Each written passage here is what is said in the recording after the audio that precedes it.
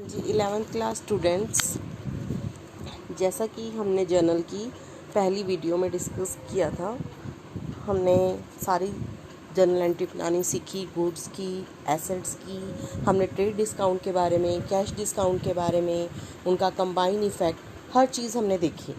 उसी से related 2-3 illustration और हैं, जैसे कि हम डी के गोयल बुक को फॉलो कर रहे हैं, उसके अकॉर्डिंग 8th इलस्ट्रेशन पे हम आ चुके हैं। आज हम डिस्कस करेंगे अपनी इलस्ट्रेशन नंबर 8, 9 और 10।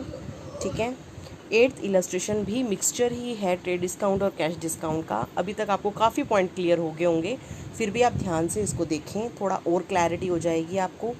तो मैं पहले क्वेश्चन रीड कर रही हूँ आपका। फर्स्ट एंट्री आपको जो करनी है इसके अंदर, उसमें ये है गुड्स खरीदे गए हैं। अबाउट का मतलब भी खरीदना होता है। मोहन नाम के व्यक्ति से गुड्स खरीदे गए हैं और जिनका लिस्ट प्राइस गिवन है और 15% ट्रेड डिस्काउंट गिवन है।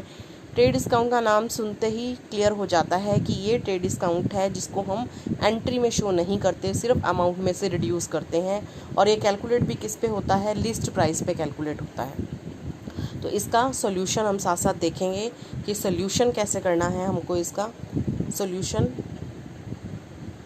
एक मिनट, आप सॉल्यूशन भी साथ साथ इसका देखते जाएं, आपको क्लियर हो जाएगा क्वेश्चन में। देखिए, ये है आपका जर्नल। हमें नाम नहीं बता रखा किसका जर्नल बनाना है, तो ब्लैंक छोड़ दिया गया है। ना ही हमें डेट गिवन है, इसलिए हमने वहाँ पे सीरियल नंबर चला लिए हैं 1, 2 इस तरह से। ठीक है, देखिए पहली एंट्री क्या है आपकी, इसके अंदर क्या की गई है? परचेज़ की एंट्री है आपकी।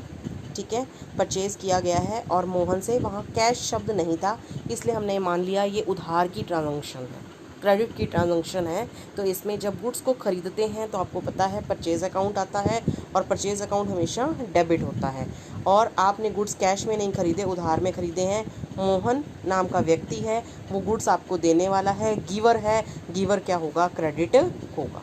ठीक है, और अमाउंट 1 लाख का, 10,000 का था लिस्ट प्राइस, 15% का ट्रेड डिस्काउंट था। आपने एंट्री 1 लाख की नहीं करनी, बल्कि ये 15% आपने इसमें से निकाल के कैलकुलेट करके माइनस करना है। 15% आप कैलकुलेट करेंगे तो वो 1500 आएगा। ठीक है, तो माइनस करेंगे तो 8500 की आपकी एंट्री होगी। ये आपने ध्यान से करना है। आई थिंक पहली एंट्री क्लियर हो गई आपको। इसमें सिर्फ आपको परचेज़ की एंट्री दिखानी थी और वो भी ट्रेड डिस्काउंट पे थी, सिर्फ अमाउंट में से रिड्यूस किया गया, बाकी एंट्री पे कोई इफेक्ट नहीं आया।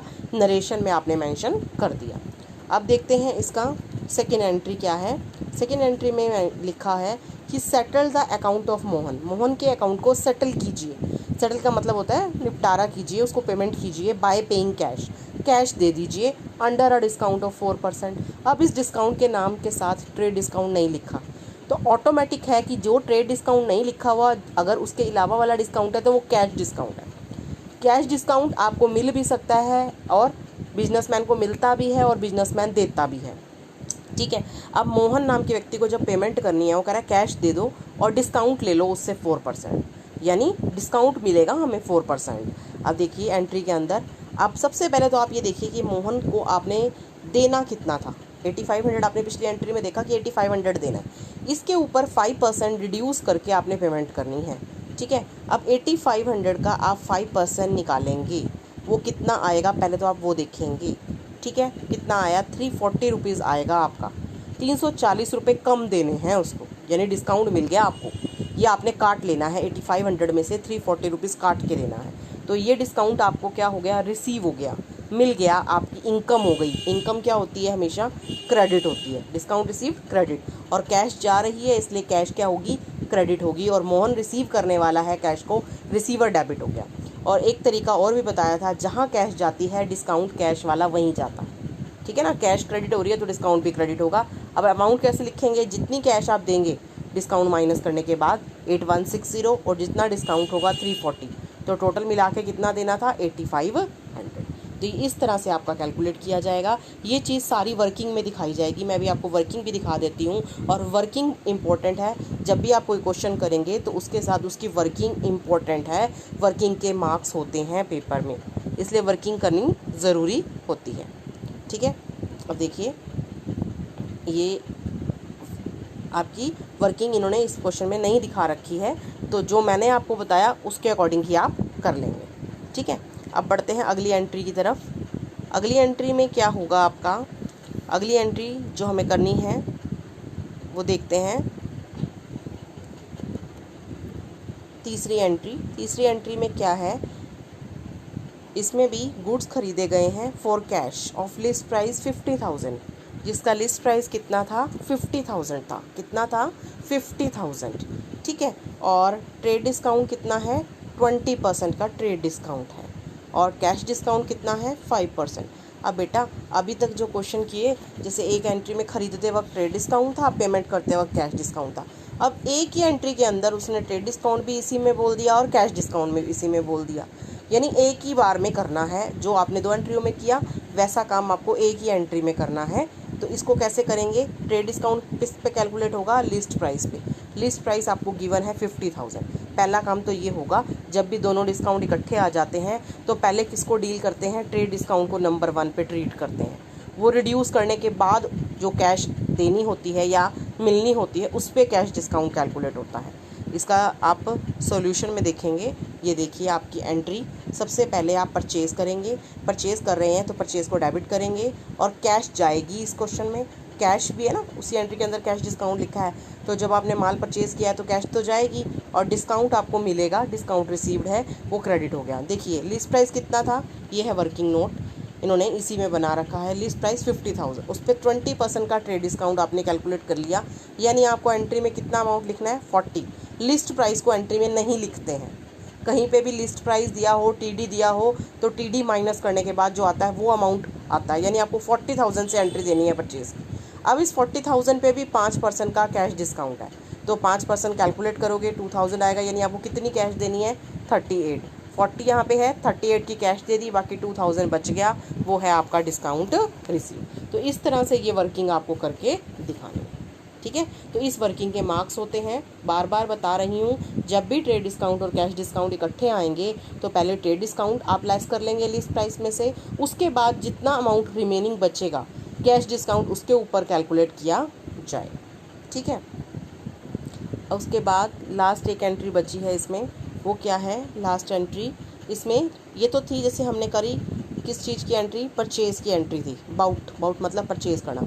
अब अगली एंट्री सेल की है। सेल की एंट्री बस सिर्फ फ़र्क यही है कि सेल की एंट्री है आपकी कितने का लिस्ट प्राइस के गुड्स बेचे हैं 20 के, 10% ट्रेड डिस्काउंट, 3% कैश, बिल्कुल सिमिलर है थर्ड एंट्री की तरह, बस वो परचेज़ की थी, ये सेल्स की है। तो परचेज़ और सेल्स दोनों में ट्रेड डिस्काउंट और कैश डिस्काउंट हो सकते हैं। तो अब इसको भी करना है हमने, इसका भी सोल्यूशन में देखते हैं कैसे होगी एंट्री। अब आप देखिए, जब आप सेल करेंगे तो एक ही एंट्री के अंदर ट्रेड डिस्काउंट और कैश डिस्काउंट बता रखा है, यानी ये कैश पे ही है। तो आप सेल करेंगे तो कैश आती है, माल बेचते हैं तो पैसा आता है, और सेल्स का मतलब है कि माल जा रहा है आपका। सेल्स आपकी इनकम के तौर पे अगर नॉमिनल अकाउंट के रूल के अकॉर्डिंग करें तो सेल्स क्या होती है हमारी, क्रेडिट होती है। सेल्स क्या होती है, क्रेडिट होती है, इसलिए सेल्स को क्रेडिट किया गया है और कैश आएगी। और जब आप माल को बेचेंगे, बेचते वक्त कैश आनी है आपके पास, और आप उस व्यक्ति को डिस्काउंट देंगे जिसको आप माल बेच रहे हैं, यानी आप डिस्काउंट देंगे, आपका नुकसान होगा, वो आप डिस्काउंट अलाउ कर रहे हैं। तो डिस्काउंट अलाउड क्या होता है, डेबिट होता है। देखिए 20,000 का था लिस्ट प्राइस, ठीक है, हमें लिस्ट प्राइस को नहीं लिखना, ट्रेड डिस्काउंट कैलकुलेट करके 2,000 उस पर कितना बच गया 18, यानी आपको सेल कितने की दिखानी है 18 की दिखानी है, 18,000 की सेल। परचेज़ करते वक्त अगर टीडी है तो टीडी माइनस करके जो आएगा वो परचेज़ में दिखाना है। सेल करते वक्त अगर टीडी भी है तो टीडी माइनस करके जो आएगा वो सेल में दिखाना है, यानी ट्रेड डिस्काउंट को माइनस करने के बाद जो अमाउंट आता है वो दिखाया जाता है। अगर परचेज़ की एंट्री है तो परचेज़ में, सेल्स की एंट्री है तो सेल्स में। अब इस 18,000 के ऊपर इतने का माल बेचा, इतने के ऊपर आपको कैश डिस्काउंट देना पड़ेगा 3% कैलकुलेट किया 540 आया, यानी कितनी कैश रिसीव होगी हमें 17,460, 17,460 रुपीज़। तो ये आपके आ जाएंगे कैश में, और कितना अमाउंट आपको पता ही है कैश डिस्काउंट कितना छोड़ा है 540, वो भी आ जाएगा। तो इक्वल आना चाहिए दोनों तरफ का टोटल आपका, यहाँ पे मिस्टेक नहीं होनी चाहिए, डेबिट का और क्रेडिट का टोटल आपका इक्वल रहना चाहिए, ठीक है। तो उसके बाद क्वेश्चन का टोटल कर दिया जाएगा, इसके साथ ये क्वेश्चन आपका कंप्लीट, ठीक है। अब आ जाता है एक फुल फ्लेज क्वेश्चन इसके बाद, और अभी तक जितनी भी चीज़ें हमने डिस्कस कर ली हैं, ट्रेड डिस्काउंट, कैश डिस्काउंट, कैसे पेमेंट होगी, कैसे डिस्काउंट अलाउड होगा, सबका मिक्सचर अब इस क्वेश्चन में मिलेगा आपको। जितनी भी बेसिक आप जर्नल का एंट्री करना सीख चुके हैं, उसके बाद इस क्वेश्चन को करने में मेरे ख्याल से कोई प्रॉब्लम नहीं आएगी। देखते जाइए आप। इसको हिमांशु के जर्नल में पोस्ट करना है, हिमांशु की बुक्स बनानी है। पहली एंट्री देखिए आपकी, हिमांशु ने बिजनेस स्टार्ट किया है जिसमें उसने कैश लगाई है, फर्नीचर लगाया है और गुड्स। जब भी कोई बिजनेस स्टार्ट करता है तो जो पैसा वो शुरू में लगाता है, तो मैंने आपको जब एक टर्म करवाई थी कैपिटल की, तो मैंने बताया था जो कैपिटल है वो कैश में भी लगाई जा सकती है, माल भी लगाया जा सकता है, फर्नीचर भी लगाया जा सकता है, सारी चीज़ें कैपिटल ही मानी जाएंगी जो शुरुआत में लगाई जाएंगी। अब उसने यहाँ पे कैश, फर्नीचर और गुड्स 3 चीज़ें लगाई हैं, ठीक है। तो अब 3 चीज़ें इस क्वेश्चन के अंदर उसने इस लगाई हैं, तो तीनों ही आपकी कैपिटल में कंसिडर की जाएंगी। एंट्री आप अप्रैल 1 लिखेंगे, तो जो चीज़ कैश में लगाई है उसके लिए कैश डेबिट, बिजनेस में कैश आई। फर्नीचर लगाया, फर्नीचर भी आया, फर्नीचर डेबिट। रियल अकाउंट है ना, रियल अकाउंट में सभी एसेट्स आती हैं, कैश, फर्नीचर, लैंड, बिल्डिंग। तो debit what comes in, business में क्या आया, कैश आया, फर्नीचर आया, स्टॉक आया। स्टॉक को परचेज लिख दिया हमने, माल लगाया है ना, तो माल के लिए जब भी कहीं पे माल आता है तो परचेज मानते हैं उसको, है तो माल, वो स्टॉक भी बोलते हैं उसको। इन तीनों चीज़ों को बिजनेस में आई हैं, डेबिट कर लिया। लेकिन तीनों चीज़ें किस तौर पे आई हैं, कैपिटल के तौर पे, शुरू में बिजनेस स्टार्ट करते वक्त। तो तीनों का जोड़ करके हमने किस में दिखा दिया, कैपिटल में दिखा दिया। और कैपिटल हमेशा क्या होती है आपकी, क्रेडिट होती है, ये बात ध्यान रखना है, ठीक है। उसके बाद बढ़ते हैं अगली एंट्री की तरफ।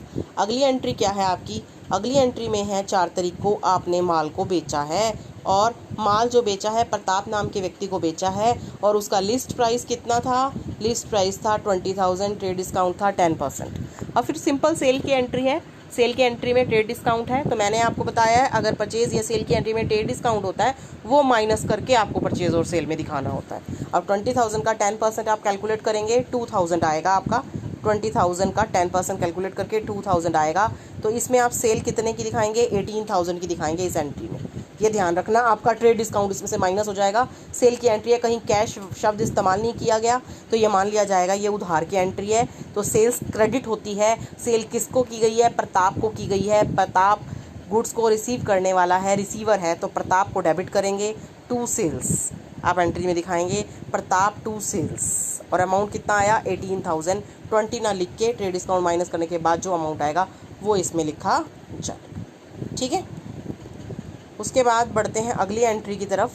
क्वेश्चन में अगली एंट्री की तरफ बढ़ते हैं। अगली एंट्री क्या है हमारी, 6 तारीख की एंट्री है। अब प्रताप ने क्या किया, इसमें से जितने गुड्स आपने उसको बेचे थे ना, अभी 20,000 के गुड्स बेचे थे, 20,000 लिस्ट, उसमें से 2,000 लिस्ट प्राइस के गुड्स वापस कर दिए। अब देखो, मैंने आपको अगर याद हो क्वेश्चन करवाते वक्त ये बताया था कि अगर माल की परचेज या सेल्स के वक्त ट्रेड डिस्काउंट है और उसके बाद रिटर्न होता है माल, परचेज में परचेज रिटर्न, सेल्स है तो सेल्स रिटर्न होता है, तो अगर उस टाइम भी लिस्ट प्राइस बताया हो तो जो डिस्काउंट परचेज या सेल के वक्त दिया गया वही डिस्काउंट इसमें से हमें माइनस करना पड़ेगा। ये ऑटोमेटिक होगा, कहा नहीं जाएगा, क्योंकि जब हमने उसको माल बेचा तो हमने 10% का छूट दे के बेचा। जब वो हमारा माल वापस कर रहा है तो वो छूट भी तो ऑटोमेटिकली कैंसिल हो जाएगी। इस छूट को इसमें से भी घटाना पड़ेगा। 10% 2,000 में से माइनस करेंगे, यानी 200, इसका 1800 की आपकी रिटर्न की एंट्री होगी। रिटर्न की एंट्री कितने की होगी, 1,800 रुपये की होगी आपकी एंट्री। देखिए सेल्स रिटर्न की एंट्री आपको दिखाई हुई है यहाँ पे, कितने की है, 1,800 रुपये। अमाउंट देखो, उसमें से भी ट्रेड डिस्काउंट माइनस कर दिया। सेल्स रिटर्न अकाउंट डेबिट होता है और टू प्रताप सेल्स का उल्टा होता है ना, ठीक है। उसके बाद थर्ड एंट्री है, इसी से रिलेटेड ही है थर्ड एंट्री आपकी, कि पहले आपने 4 तारीख को प्रताप नाम के व्यक्ति को माल बेचा, फिर उसने वापस किया, अब उससे पैसा लेना है, और पैसा कितना मिल रहा है, 16,000। अभी हम हिसाब तो लगाएं भाई बनता कितना है, और फुल सेटलमेंट है। फुल सेटलमेंट है कि अगर कुछ और भी बनता होगा और नहीं मिलने वाला, जो बीच का अमाउंट होगा वो क्या होगा, डिस्काउंट होगा, ठीक है। देखिए एंट्री के अंदर देखते हैं। अब एंट्री में ध्यान से देखिए कितने की सेल करी थी, सेल के अंदर कितना अमाउंट लिखा हुआ है। अभी जो हमने लेस लूज करके लिखा था वो था 18,000। 1800 का वापस आ गया। अब 18,000 की चीज़ उसको दी, 1800 की तो वापस आ गई, यानी उससे हमने कितना पैसा लेना है, 16,200, ठीक है। जबकि वो कितना दे रहा है, 16,000। तो बीच का जो गैप है वो क्या हो गया, डिस्काउंट। क्या हो गया वो, डिस्काउंट। तो ये आपने करना है, आपको पता लग गया इसमें कितना डिस्काउंट है, 200 का डिस्काउंट है। तो रिसीव करने वाले अमाउंट पे जो डिस्काउंट होता है वो कैश डिस्काउंट होता है। लेने कितने थे आपने, इसमें 16,200 लेने थे, जबकि मिले कितने आपको, 16,000, ये कैश मिली है। ये कैश में आएगा। डिस्काउंट कितना है, 200 डिस्काउंट में आएगा आपका, ठीक है। और इसके बाद कुछ और नहीं मिलना उसने, क्योंकि वहाँ लिख दिया साफ साफ फुल सेटलमेंट है। फुल सेटलमेंट मतलब और नहीं मिलेगा, ये बीच का अमाउंट जो है वो क्या कहलाएगा, डिस्काउंट कहलाएगा, ठीक है। तो एंट्री क्या बनेगी इसकी, कैश अकाउंट डेबिट, कैश आ रही है, डिस्काउंट आप छोड़ रहे हो, 16,200 की बजाय 16,000 ले रहे हो, और टू प्रताप, ठीक है। 16,000 कैश में, 200 डिस्काउंट में, और प्रताप से कितना लेना था, 16,200, उसमें आ जाएगा, टोटल बराबर होना चाहिए, ठीक है ना। अब फिर बढ़ते हैं हम अगली एंट्री की तरफ, क्वेश्चन पे जाते हैं दोबारा। देखिए क्वेश्चन में अगली एंट्री हमारी क्वेश्चन में है, वो है 15 तारीख की। अब आपने फर्नीचर ख़रीदा है, 15 तारीख की एंट्री है, फर्नीचर ख़रीदा है, सिंपल है, फर्नीचर है, एसेट है, एसेट खरीदी है, गुड्स नहीं खरीदे हैं, एसेट खरीदी है। तो यहाँ पे जब गुड्स खरीदते हैं तो परचेज वर्ड इस्तेमाल होता है, यहाँ पे फर्नीचर खरीदा है, फर्नीचर रियल है, रियल मतलब debit word comes in, credit word goes out. अब फर्नीचर खरीदा है, फर्नीचर बिजनेस में आएगा, तो फर्नीचर डेबिट कर दिया गया। यहाँ कुछ मेंशन नहीं है कैसे खरीदा, ना व्यक्ति का नाम ना कुछ, तो हमने इसको मान लिया ये कैश में खरीदा है। कई जगह पे शायद हो सकता है यहाँ पे बुक में कुछ और एज्यूम किया हो, देखते हैं, कैश ही एज्यूम किया है आपकी बुक में भी। Furniture account debit to cash, furniture खरीदा गया है, कैश गई है, दोनों रियल अकाउंट है, जो चीज़ आ रही है वो डेबिट, जो जा रही है वो क्रेडिट कर दी जाएगी, ठीक है। उसके बाद बढ़ते हैं आगे अगली एंट्री की तरफ। अगली एंट्री में देखिए बेटा, अगली एंट्री में क्या है, परचेज़ किए गए हैं गुड्स, फिर गुड्स की एंट्री आ गई आपकी। परचेज़ किए गए हैं गुड्स, 15 तारीख की है ये भी, गुड्स परचेज़ किए गए सहदेव से, सहदेव नाम का व्यक्ति है, उससे गुड्स खरीदे हैं जिसका लिस्ट प्राइस क्या है 50,000 और 12% ट्रेड डिस्काउंट। सिंपल है, जैसे ऊपर किया था आपने, परचेज़ की एंट्री बनानी है, ट्रेड डिस्काउंट लेस करके अमाउंट दिखा देना है। Purchase account debit to Sahdev, ठीक है। 18 की है, जब आप माल को ख़रीदा फिर आपने वापस भी किया है, लिस्ट प्राइस 4,000 का, तब देखो लिस्ट प्राइस है, लिस्ट प्राइस है, ख़रीद के वापस किया तो वही ट्रेड डिस्काउंट इसमें से भी लेस करना पड़ेगा आपको, ठीक है ना। 50,000 का 12% आपने निकाला होगा, 600 रुपये आए होंगे आपके, सॉरी 600 कह रही हूँ, 6,000 रुपये आए होंगे आपके, 6,000 रुपीज़ आपने लेस किए होंगे, यानी यहाँ पे 50,000 का जब 12% कैलकुलेट करेंगे तो 6,000 आएगा, यानी आपका माल आपने ख़रीदा होगा 44 का, ठीक है। और वापसी करते वक्त 4,000 रुपये का वापस किया है, 4,000 में से भी 12% लेस करेंगे आप, ठीक है। तो वो 4,000 में से भी लेस हो जाएंगे आपके 12% निकाल के, ठीक है। उसके बाद फिर आप क्या करेंगे, अगली एंट्री में उसको पेमेंट करेंगे, हिसाब किताब लगाएंगे, भाई इतने की चीज़ खरीदी थी, इतने की वापस कर दी, अब जो पेमेंट करनी है वो डिस्काउंट पे करनी है, 5% काट। तीनों एंट्रियाँ जुड़ी हुई हैं, तो सोल्यूशन पे चलते हैं, सोल्यूशन से आपको जल्दी क्लियर हो जाएगा। देखिए क्या किया गया है इसमें, परचेज़ किया गया है, पहले तो परचेज़ का दिखाया हुआ है आपको कि परचेज़ किया गया है सहदेव नाम के व्यक्ति से, पहले परचेज़ की एंट्री है, परचेज़ टू सहदेव 44,000 की है, क्योंकि 50,000 लिस्ट प्राइस था, उसमें से 12% निकाल के 6,000 माइनस कर दिया गया, फिर उसको माल वापस कर दिया गया 4,000 वाला, 4,000 में से भी वही 12% लेस करना पड़ेगा, इतने का माल वापस चला गया। अब आप खुद देखिए आपने कितने का ख़रीदा, कितने का वापस गया, आपने कितने का ख़रीदा है इसमें क्वेश्चन में 44,000 का, ठीक है, और वापस कितने का किया 3,520 का, वापस 10 में से 2 गए 8, 9 से 5 गया 4, आपको अब उसको कितने पैसे देने हैं 40,480 देना है, कितना देना है 40,480। अब 40,480 तो देना है, लेकिन उसने क्या बोला है क्वेश्चन में, आपको इस 40,480 में से 5% काट के पेमेंट कर दीजिए, ठीक है ना। आपको देना कितना है 40,480, सहदेव के अकाउंट में तो देखो आपने 40,480 दिखाए, इस 40,480 का आप काट लीजिए 5%, यानी 5% वो आपको डिस्काउंट देगा, कितना बनेगा वो डिस्काउंट, काट दिया मैंने इतना, ये डिस्काउंट बन गया, तो 40,480 में से इतना डिस्काउंट काट के बाकी कैश हो जाएगी, वो कैश में दिखा दिया जाएगा, देखिए 38,456, ठीक है।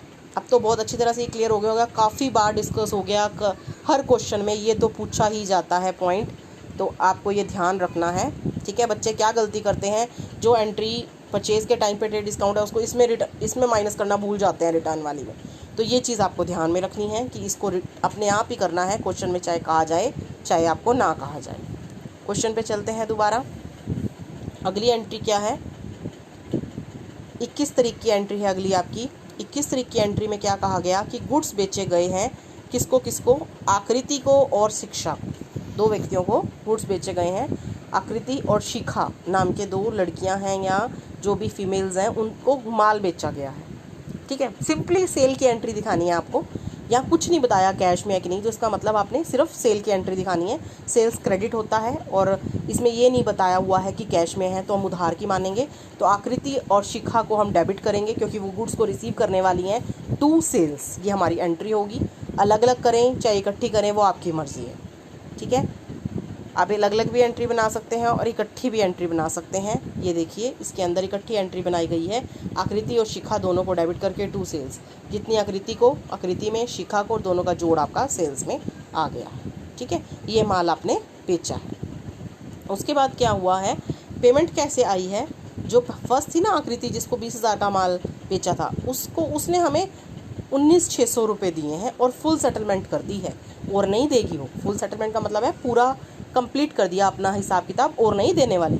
यानी जो बीच का 400 गया वो कहाँ गया, इसका मतलब वो क्या हुआ, आपका डिस्काउंट हो गया। तो कैश कितनी आई, इतनी, डिस्काउंट कितना है 400। ठीक है, तो एंट्री देख लीजिए, इसकी भी सोल्यूशन देख लीजिए। ये देखिए कैश में आ गया आपका 19,600, कैश डेबिट हो गई, डिस्काउंट आपको छोड़ने पड़ गए इसलिए डेबिट हो गया। और आकृति के अकाउंट में 20,000 आप पूरा लिखेंगे क्योंकि दिया तो उसने 20, उसके अकाउंट से तो 20 पूरा वो हुआ, जिसमें उसने 19,600 की कैश दी और 400 रुपये का उसको डिस्काउंट दे दिया। ठीक है, उसके बाद है इसके साथ ही 24 तारीख की एंट्री के साथ लिखा हुआ था इंश्योरेंस प्रीमियम पे किया गया है। एक इंश्योरेंस का खर्चा है वो पे किया गया है 1,500 रुपये का। बेटा एक्सपेंडिचर है, नॉमिनल अकाउंट एक्सपेंडिचर डेबिट होता है। आपकी एंट्री होगी insurance premium account debit to cash account. देखिए ये है आपकी entry, insurance expenses account debit to cash, खर्चा पे हुआ है, नॉर्मल सी एंट्री थी ये। ठीक है, उसके बाद देखिए अगली एंट्री है 25 की। अब कह रहा है इंश्योरेंस प्रीमियम पे कीजिए मालिक का, प्रोप्राइटर मतलब मालिक का। अभी नॉर्मल था तो हमने खर्चा माना, लेकिन यहाँ लिख दिया है इंश्योरेंस प्रीमियम किसका है, प्रोप्राइटर। प्रोप्राइटर मतलब मालिक का, मालिक अपना खर्चा दे रहा है, अपना पर्सनल।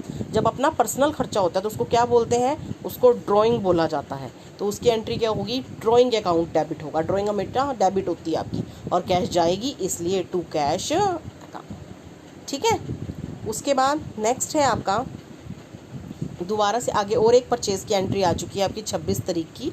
26 तारीख की एंट्री है, इसमें आपने माल खरीदा है 16,000 रुपये का, कैश में है, साफ साफ लिखा हुआ है। ट्रेड डिस्काउंट है 10%, कैश डिस्काउंट है 2%। एक ही एंट्री के अंदर ट्रेड डिस्काउंट भी है और कैश डिस्काउंट भी है, तो कोई प्रॉब्लम नहीं आएगी। पहले नंबर पे आप ट्रेड डिस्काउंट को माइनस कर लेंगे, जो ये 10% दिया हुआ है इसका कैलकुलेट करके 16,000 है ना, ये 16,000 का 10% कैलकुलेट करेंगे 1,600 आएगा। 1,600 आप माइनस कर लेंगे इसमें से। ठीक है, क्या आपका ये, ठीक है। उसके बाद कहता है इस पर 2% का कैश डिस्काउंट काट लो, इसका 2% कैलकुलेट कर लेंगे हम। ठीक है, तो 2% कैलकुलेट करके जो भी आएगा आपका 288 आएगा, वो आप इसमें से माइनस कर देंगे। और एंट्री एक ही बार में आपको दिखानी है। ये एंट्री देखिए, ये देखिए, ये एंट्री है इसकी, परचेज अकाउंट डेबिट। परचेज में दिखाया हमने ट्रेड डिस्काउंट माइनस करने के बाद उसमें से जितनी कैश गई है वो दिखा दी, जितना डिस्काउंट है वो दिखा दिया। इवन इसका आपको वर्किंग नोट भी गिवन है, शायद नेक्स्ट पेज पे है। चलो अभी आपको क्लियर हो गया होगा। Purchase account debit to cash और टू डिस्काउंट रिसीव्ड। ये देखिए है इसका, एक ये पहली एंट्री का था जो शायद मैंने वहीं पे बता दी थी आपको, उसका भी दिया हुआ है। जो प्रताप को गुड्स बेचे थे उसका वर्किंग नोट है। वर्किंग नोट हर चीज़ का ज़रूरी है आपका। ठीक है, वर्किंग नोट उसी का है। और फिर सहदेव वाली एंट्री आई थी उसका भी वर्किंग नोट करके दिखा रखा है आपको। और इवन जो अब हम कर रहे हैं थर्ड पॉइंट, उसका भी वर्किंग नोट है। देखिए कितने का है आपका, कितने का गुड्स परचेज़ है 16,000 के। ठीक है, उसमें से ट्रेड डिस्काउंट माइनस करके इतना अमाउंट रह गया है। उसके बाद 2% इसमें से कैश डिस्काउंट काट लिया। ये कैश है, ये डिस्काउंट है, ये कैश में आ जाएगा, ये डिस्काउंट में आ जाएगा और ये आपका परचेज़ में दिखाया जाएगा। ठीक है, देखिए हर जो इस तरह की एंट्री होगी उसका वर्किंग नोट आपको ज़रूर मिलेगा। ठीक है, उसके बाद क्वेश्चन में वापस, क्वेश्चन में अब ये है एंट्री आपकी शिखा की एंट्री है। शिखा नाम की आपने शिखा को क्या किए थे, आकृति और शिखा दो को आपने सेल की थी। तो आकृति का हिसाब किताब तो उसी टाइम पूरा हो गया था, उससे कैश मिल गई थी, लेकिन शिखा का रह गया था। तो शिखा की बात उसने 27 को करी कि शिखा से पूरी पेमेंट मिल गई है 5% डिस्काउंट काट के, ठीक है, फुल सेटलमेंट भी है। अब आप शिखा पे वापस जाएं। अभी शिखा को गुड्स कितने बेचे थे, 32,000 के, कह रहा है उसने पूरी पेमेंट दे दी है डिस्काउंट काट के। तो इसका 5% कैलकुलेट कर लीजिए, जो आएगा उतना डिस्काउंट उसने काट के पेमेंट करी है, यानी आपने उसको डिस्काउंट दिया है, ठीक है।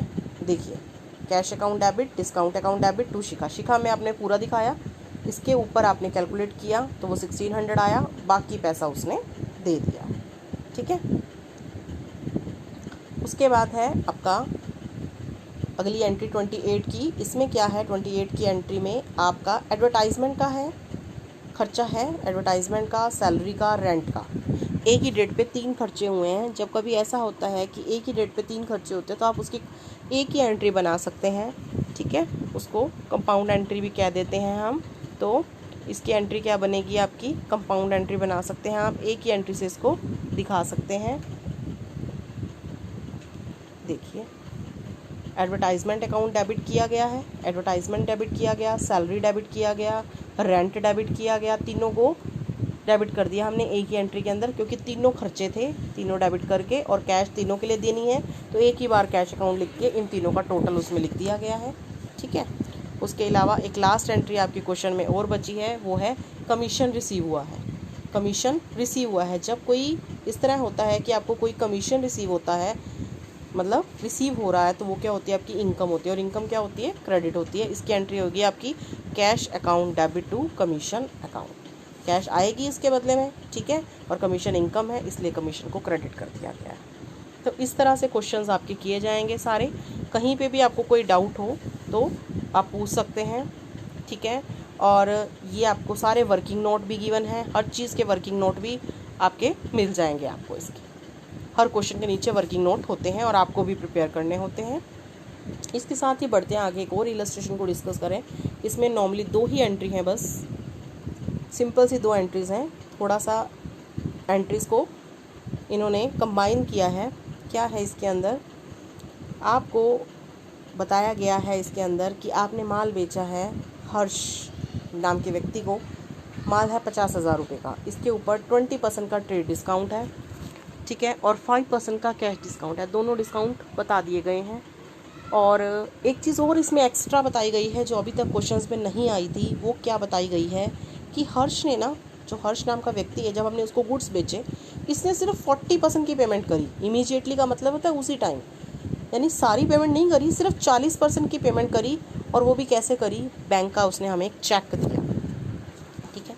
तो ये थोड़ा सा आपके लिए शायद कॉम्प्लिकेटेड हो जाए, अभी तक जितना हमने किया उसके हिसाब से कैसे कैलकुलेट करेंगे इसको वर्किंग नोट से समझें आप। देखिए, सबसे पहले तो जितने का माल था, पहले नंबर पे तो आप वो लिखेंगे, कितने का था माल, 50,000 का, ठीक है, 50,000 का माल है। सबसे पहले तो हम वो शो करेंगे। भाई गुड्स का लिस्ट प्राइस इन्होंने नहीं बोला तो कोई बात नहीं, ट्रेड डिस्काउंट बोल दिया है तो हम यही मान लेंगे कि माल का मूल्य यही था 50,000, उस पर ट्रेड डिस्काउंट कैलकुलेट करेंगे हम 20%, 10,000 आएगा। उसके बाद अब जब ये सारा डिस्काउंट वो हो गया कैलकुलेट, उसके बाद हमें पता लग गया भाई 40,000 रुपये की चीज़ है, 40,000 रुपये से हमने एंट्री करनी है, क्योंकि एंट्री में हमने ट्रेड डिस्काउंट माइनस करने के बाद जो बचता है उसी का करना होता है। 40,000 आ गया, इसके ऊपर हम कैश डिस्काउंट कैलकुलेट कर रहे थे। अभी तक जितने क्वेश्चन डिस्कस किए यही था ना, तो हम ये मान रहे थे कि ये 40,000 की पेमेंट वो कर रहा है, जिसको माल बेचा गया है वो हमें 40,000 पूरे देने वाला है, 40,000 का हिसाब करने वाला है हमारा, इसलिए हमने उसको कुछ छूट दे दी, हमने कुछ डिस्काउंट दे दिया। लेकिन अब क्या है इस क्वेश्चन में, इस क्वेश्चन के अंदर बता दिया गया कि उसने सिर्फ 40% दिया है, यानी ये जो 40,000 रुपये है ना, इस 40 को वो पूरा नहीं देने वाला, इसको वो 2 बार करके देगा। एक बार 40% तो अभी दे देगा और 60% की बात अभी नहीं बताई हुई हमें एंट्री में। हम ये मानेंगे कि ये वाली एंट्री 60% यानी उधार पे हो गया।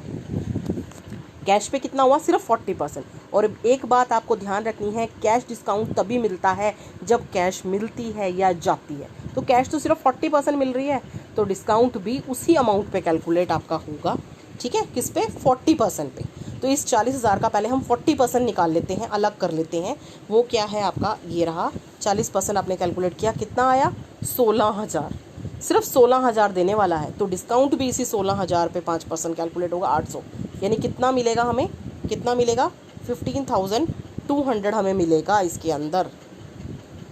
ठीक है, यानी हमारी एक एंट्री में 1500 की कैश हमें रिसीव होगी और डिस्काउंट कितना होगा इसके अंदर, हमने कैलकुलेट किया 1800। ये किसके बदले में था, जब वो हमें कितनी पेमेंट देने को तैयार हो रहा है 16,000। 16,000 मतलब 40%। और जो बाकी रह गई पेमेंट किसकी 40% तो हमने ले लिया, उसका 60% जो रह गया ये उधार मानेंगे हम 24,000। ये पैसा वो हमें बाद में देगा।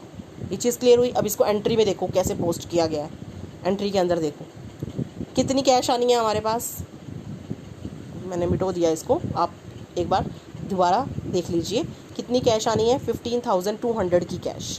कैश की जगह इन्होंने बैंक शब्द इस्तेमाल किया है, क्योंकि एंट्री में ये लिखा है कि उसने चेक दिया है, कैश नहीं दी चेक दिया है। तो बैंक और कैश हम वैसे तो सेम चीज़ ही होती है, लेकिन जब कभी चेक मिलता है तो हम बैंक वर्ड इस्तेमाल करते हैं, ठीक है, कैश की जगह पे। और डिस्काउंट कितना हो गया 800। और बाकी हर्ष के पास कितना है हमारा अभी 24,000 जो उसने हमें अभी नहीं दिया। टोटल यहाँ 40 आया समझ एंट्री में। ठीक है, इसमें हमने एज्यूम कर लिया कि 40% पैसा तो हमें मिल गया, 60% पैसा अभी हरीश ने हमें नहीं दिया। तो जितना हमें मिल जाता है वो कैश में आता है, और जितना हमें नहीं मिलता है वो हमारा हर्ष में उस व्यक्ति को, जिस व्यक्ति को माल बेचा है। ठीक है, उसके बाद नेक्स्ट एंट्री क्या है हमारी, नेक्स्ट क्वेश्चन में एंट्री क्या है, cash receive from Ram on behalf of Shyam. ये अलग एंट्री है, उससे कनेक्टेड नहीं है आपकी, क्योंकि राम और श्याम अलग व्यक्ति हो गए। ऊपर वाली एंट्री हर्ष से थी। राम नाम के व्यक्ति से पैसा मिला है, लेकिन श्याम के बिहाफ पे देना श्याम ने था, मतलब हमें श्याम ने देना था लेकिन राम ने दे दिया। हमें तो पैसे से मतलब है, और हम अपने रिकॉर्ड में तो यही एंट्री करेंगे कि हमें श्याम का हिसाब किताब क्लियर हो गया, हम राम को जानते ही नहीं है ना। तो हमें कैश मिली है, कैश अकाउंट डेबिट होगा, और किससे मिली है हम ये मानेंगे श्याम से। चाहे हमें किसी ने भी दी हो, ABCD डजन मैटर, हमारे अकाउंट में श्याम का नाम चल रहा है, हम श्याम को क्रेडिट करेंगे। हमारा गिवर कौन होगा, श्याम, तो श्याम को क्रेडिट कर दिया जाएगा। आगे बात समझ में। ये जो बैंक की बात जहाँ तक है, ये आगे आपको बैंकिंग की एंट्रीज, स्पेशल एंट्रीज आएंगी, वहाँ आपको क्लियर होगा कि हमने बैंक को क्यों डेबिट किया। अभी बस ये मान लें चेक दिया गया है, इसलिए हमने कैश शब्द ना इस्तेमाल करके बैंक शब्द का इस्तेमाल किया। ठीक है, थैंक यू।